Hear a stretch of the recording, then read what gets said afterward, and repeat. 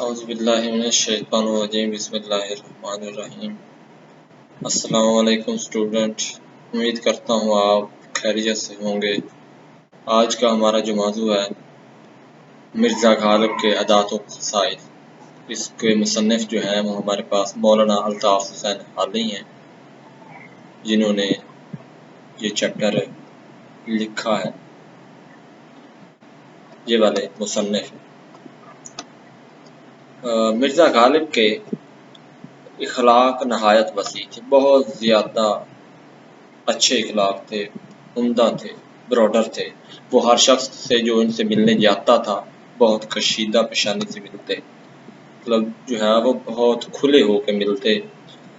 جو شخص ایک دفعہ ان سے ملتا ہمیشہ ان سے ملنے کا اشتیاق رکھتا، مطلب شوق رکھتا۔ دوستوں کو دیکھ کر باغ باغ ہو جاتے، بہت خوش ہوتے، اور ان کی خوشی سے خوش اور غم سے غمگین ہوتے، مطلب دوستوں کی خوشی میں خوش رہتے اور غمی میں غم رہتے۔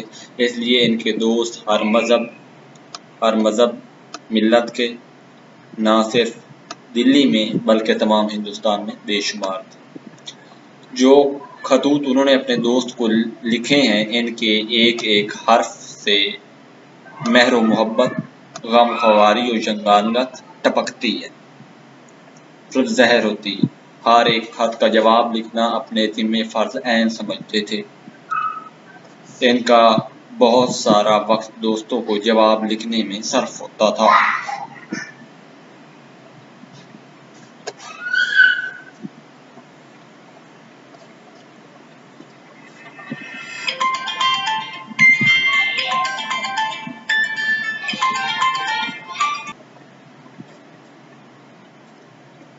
بیماری اور تکلیف کی حالت میں بھی وہ خطوں کے جواب لکھنے سے باز نہ آتے تھے، مطلب بیماری میں بھی وہ اپنے کام یا اپنے فرائض سمجھتے تھے، ادا کرتے تھے۔ وہ دوستوں کی فرمائشوں سے کبھی تنگ دل نہ ہوتے تھے، مطلب دوست جو بھی فرمائش ان سے کرتے وہ اس سے کبھی تنگ دل نہ ہوتے۔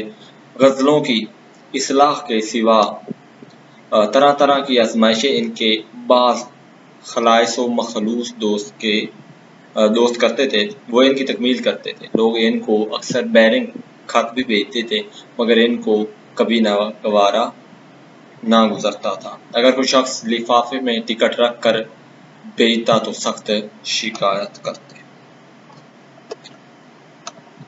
ہمارا نیکسٹ پیراگراف ہے، اس میں کیا مصنف بتاتا ہے، اس میں ہے مروت اور لحاظ مرزا کی طبیعت میں بدرجہ غایت تھا، بہت زیادہ تھا، بہت اچھے تھے۔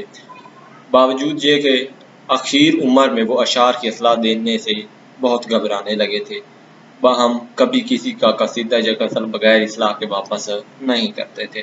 ایک صاحب کو لکھتے ہیں، جہاں تک ہو سکا احباب کی خدمت بجا لایا اور ایک اشعار دیکھتا تھا اور اصلاح دیتا تھا۔ اب نہ آنکھ سے اچھی طرح سوچے اور نہ ہاتھ سے اچھی طرح لکھا جائے۔ اگرچہ مرزا کی آمدنی قلیل تھی، بہت تھوڑی تھی، مگر حوصلہ فراخ تھا، بہت زیادہ حوصلہ تھا۔ سائل ان کے دروازے سے کبھی خالی ہاتھ کم جاتا تھا۔ ان کے مکان کے آگے اندھے لولے لنگڑے اپاہج مرد و عورت پڑے رہتے تھے۔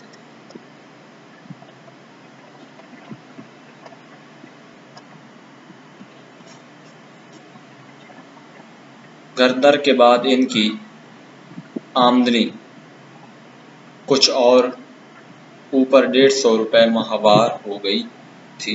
یہ آپ سے MCQ کے بارے میں پوچھا جا سکتا ہے۔ اور کھانے پینے کے خرچ بھی بہت کچھ لمبا چوڑا نہ تھا، مگر وہ غریبوں اور محتاجوں کے مدد اپنی بساط، مطلب اپنی ضرورت کے مطابق کرتے تھے، اس لیے اکثر تنگ رہتے تھے۔ مرزا اپنے دوستوں کے ساتھ جو گردش روزگار سے بگڑ گئے تھے، نہایت شریفانہ طور سے سلوک کرتے تھے۔ دلی کے عماد میں سے ایک صاحب جو مرزا کے دلی دوست تھے، اور 1857 کے بعد ان کی حالت سقیم ہو گئی، بہت خراب ہو گئی۔ ایک روز چھینٹ کا فرغل پہنے ہوئے مرزا سے ملنے آئے۔ مرزا نے کبھی ان کو مال دیدہ یا جامعہ وار وغیرہ چوگوں کے سوا ایسا حقیر کپڑا پہنے نہیں دیکھا تھا۔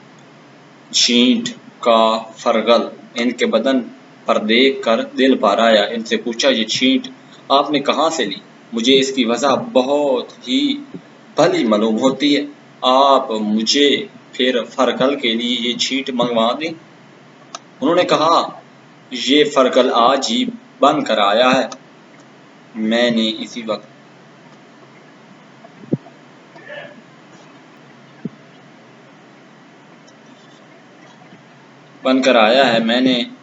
اسی وقت اس کو پہنا ہے۔ اگر آپ کو پسند ہے تو یہی حاضر ہے۔ مرزا نے کہا، جی تو یہی چاہتا ہے کہ اسی وقت آپ سے چھین کر پہن لوں، مگر جاڑا شدت سے پڑ رہا ہے، مطلب سردی جو ہے وہ شدید پڑ رہی ہے۔ آپ یہاں سے مکان تک کیا پہن کر جائیں گے؟ پھر ادھر ادھر دیکھ کر کھونٹی پر سے اپنا مالدیتا کا چونگا اتار کر انہیں پہنایا۔ اس خوبصورتی کے ساتھ وہ چونگا ان کی نظر کیا۔ ظرافت مزاج میں اس قدر تھی کہ اگر آپ کو بجائے حیوان ناطق کے حیوان ظرف کہا جائے تو بجا ہے۔ ایک دفعہ جب رمضان گزر چکا تو قلعے میں گئے۔ بادشاہ سے پوچھا، مرزا تم نے کتنے روزے رکھے؟ غرض کیا، پیر و مرشد ایک نہیں رکھا۔ ایک دن نواب مصطفیٰ خان کے مکان پر ملنے کو آئے۔ ان کے مکان کے آگے چھتا ریگ تھا۔ جب چھتے سے گزر کر دیوان خانے کے دروازے پر پہنچے تو وہاں نواب صاحب ان کو لینے کو کھڑے تھے۔ مرزا صاحب نے ان کو دیکھ کر یہ مصرع پڑھا، آب شمع ہوان درون تار کی ست۔ جب دیوان خانے میں پہنچے تو اس کے دالان میں باسبب مشرق رویہ ہونے کے دھوپ بھری ہوئی تھی۔ مرزا نے وہاں یہ مصرع پڑھا، عین خانہ ہیما آفتاب افت۔ ایک صحبت میں مرزا غالب میر تقی میر کی تعریف کر رہے تھے۔ شیخ ابراہیم ذوق بھی موجود تھے۔ انہوں نے سودا کو میر پر ترجیح دی۔ یہ MCQ آ سکتا ہے بچے۔ مرزا نے کہا کہ میں تم کو میری سمجھاتا ہوں، مگر اب معلوم ہوا کہ آپ سودائی ہیں۔ باوجود یہ کہ مرزا کی آمدنی اور مقدار بہت کم تھا، مگر خودداری اور حفظ وضع کو وہ کبھی ہاتھ سے نہ جانے دیتے تھے۔ شہر کے امراء و اموات سے برابر کی ملاقات تھی۔ کبھی بازار میں بغیر پالکی یا ہوا دار کے نہ نکلتے تھے۔ اماد شہر میں سے جو لوگ ان کے مکان پر آتے تھے، یہ بھی ان کے مکان پر ضرور جاتے تھے۔ ایک روز کسی سے مل کر نواب صاحب مصطفیٰ خان مرحوم کے مکان پر آئے۔ میں بھی اس وقت وہاں موجود تھا۔ نواب صاحب نے کہا، آپ مکان سے سیدھے یہیں آئے ہیں یا کہیں اور بھی جانا ہوا تھا؟ مرزا صاحب نے کہا کہ مجھ کو فلاں صاحب کا ایک آنا دینا تھا۔ ایک آنا مطلب پہلے وقت میں ایک آنا برابر ہوتا، ایک آنا دینا تھا۔ اول وہاں گیا تھا، وہاں سے یہاں آیا ہوں۔ ایک دن ایوان فضل اللہ مرحوم چرٹ میں سوار مرزا صاحب کے مکان کے پاس سے بغیر ملے نکل گئے۔ مرزا کو معلوم ہوا تو انہوں نے ایک رکا دیوان جی کو لکھا۔ مضمون یہ کہ آج مجھ کو اس قدر ندامت ہوئی ہے، شرمندگی ہوئی ہے کہ شرم کے مارے زمین میں گڑ جاؤں۔ اس سے زیادہ اور کیا نالائکی ہو سکتی ہے؟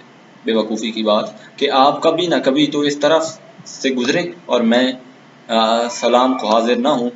جب یہ دیوان جی کے پاس پہنچا تو وہ ندامت شرمندہ ہوئے۔ اس وقت گاڑی میں سوار ہو کر مرزا صاحب سے ملنے کو آ گئے۔